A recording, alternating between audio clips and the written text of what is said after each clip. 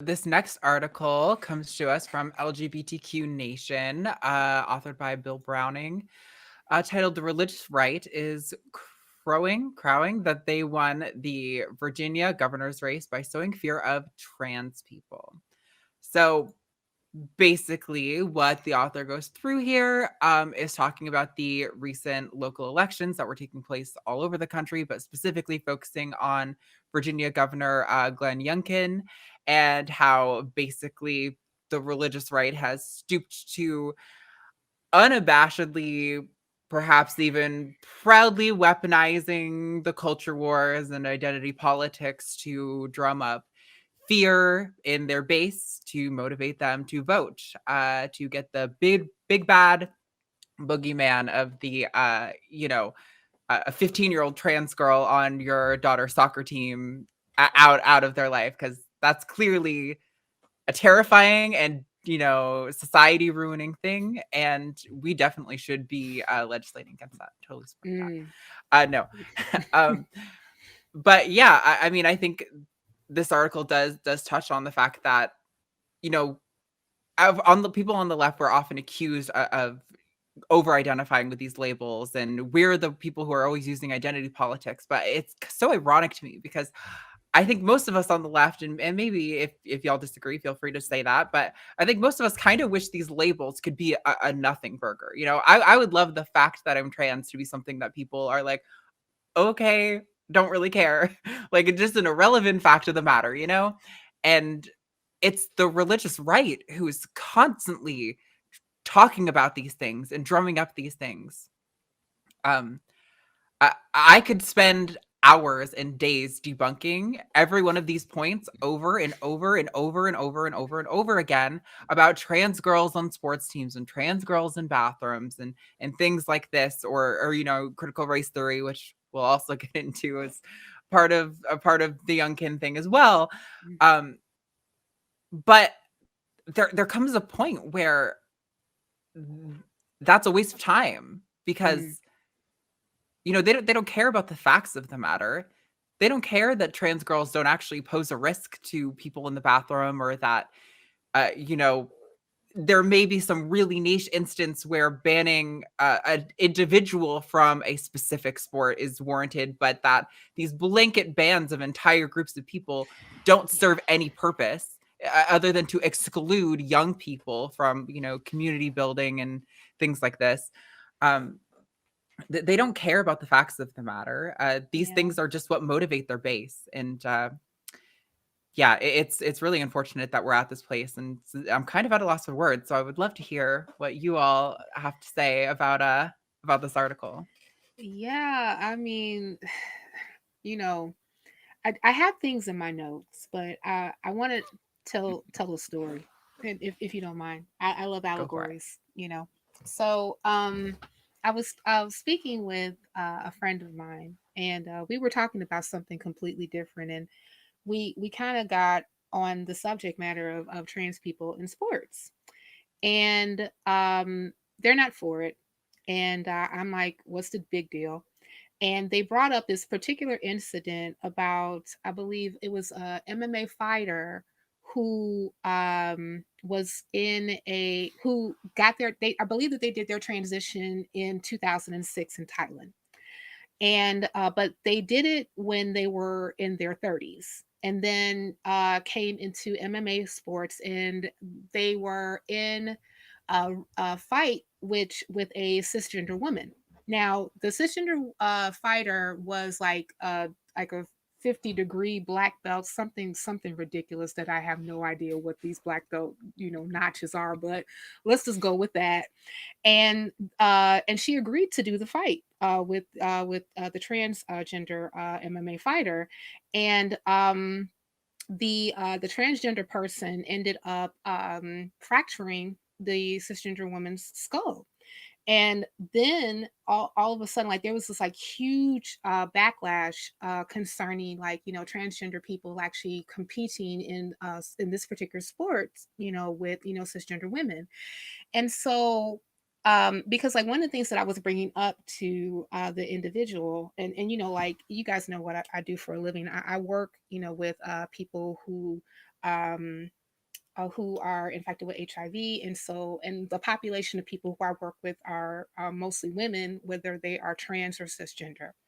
And I know that, and one of the things that I told my friend is that one of the things you have to understand specifically about trans people is that they exist on a spectrum, just like every human being in the entire earth. You have transgender people who will, they don't, because for different factors they may be either at the beginning of their transition, and you can definitely tell what their gender was assigned at birth. And then you have some transgender people who you wouldn't even know unless they told you. And I have all those type of patients. I have all of them within my caseload.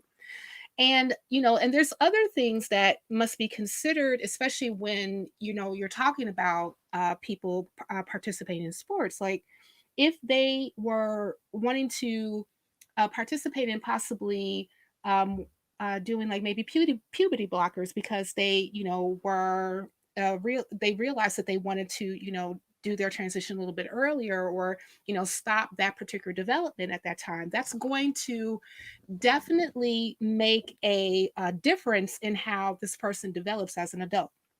And and and, and unfortunately, none of these particular sports legislation, specifically like in Texas and Idaho and all these other places, take any of that into consideration. And then, when going back to my story, then it was like, well, that should not be, this person's fractured this woman's skull, etc., etc. And then I happened to look up the statistics of head injuries in MMA sports. You all know what the statistic is? I would love to hear it.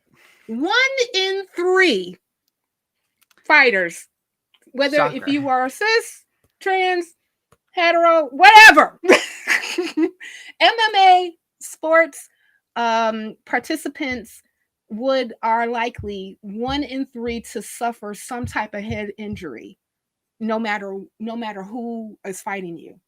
So this is definitely a hazard that comes with this sport. Yeah. So, and matter, I even brought up another person who, it was two cisgender women fighting in Las Vegas. This one woman ended up getting her head bashed so bad that her whole face completely ballooned up, and she was getting blood clots in her head at that time that she was fighting. She didn't even know that she was injured. They had to stop the fights because they saw how big her head was starting to swell. So I mean, like, so this could happen to anybody. I mean, like, and I really hate that we're taking like these anecdotal events, and then just making like these blanketed decisions based on how we're supposed to proceed when it comes to people who are participating in sports, and whatever type of crazy biased ideas that people will come up with. And I'm done with my story, so somebody please take over. Yeah, I want to give Richard a chance to pipe in, but I also think it's worth pointing out, well, that's totally true. Even in the instance of these dramatic anecdotal stories about like Fallon Fox and this skull bashing, they love this imagery of she smashed this woman's skull in. We're talking about legislation that Right. blocks children from participating in sports at their schools in most of these instances. Furthermore, I think a lot of the studies that have been cited that show that like, people who are assigned male at birth, people who are assigned female at birth have different sporting performance.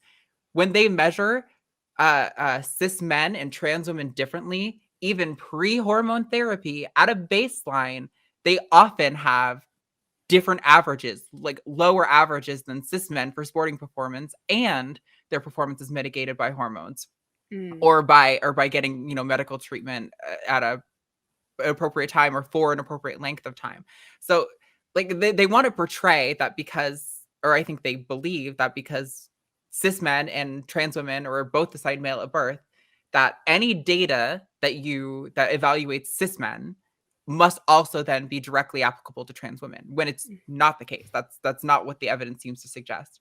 Mhm. So yeah, it's pretty disgusting, and it's so far removed from reality. But Richard, I want to give you a chance to pipe in. Sorry, No, it's very interesting actually, because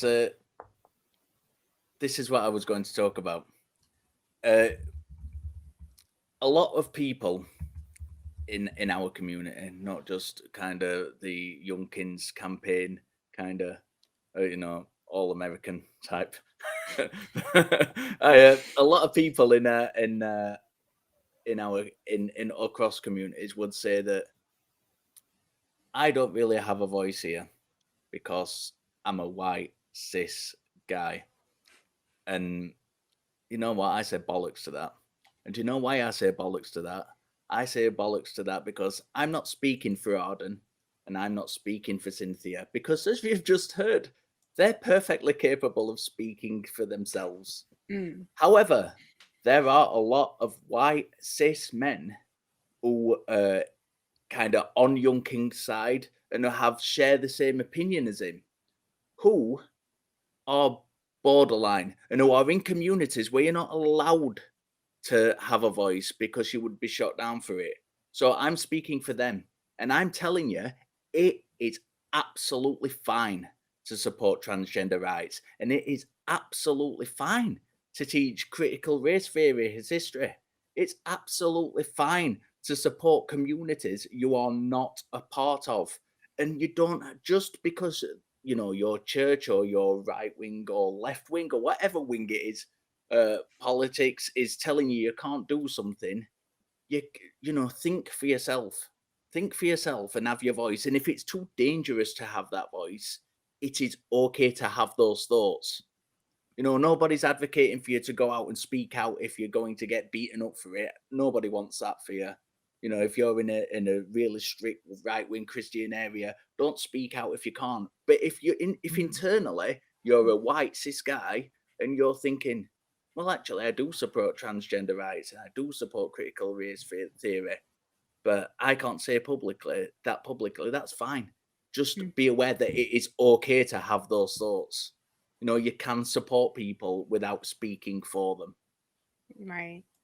Thank you, Richard. I appreciate that. This is from a cis white person all the way from across the pond. And for that, we say thank you. we do. We really do. And let me know after the show is over, what does bullocks mean? Matter of fact, go ahead and define bullocks right now for me. Bollocks. Bollocks, yes. Testicles, my dear. Thank you. Because it is still Thursday where you are. So it's Thursday where you are, thank you. But and I guess this is like appropriate to kind of like take this particular segment, because like, since we're still talking about the Virginia race, what all these dog whistles were basically used in order for Youngkins to win.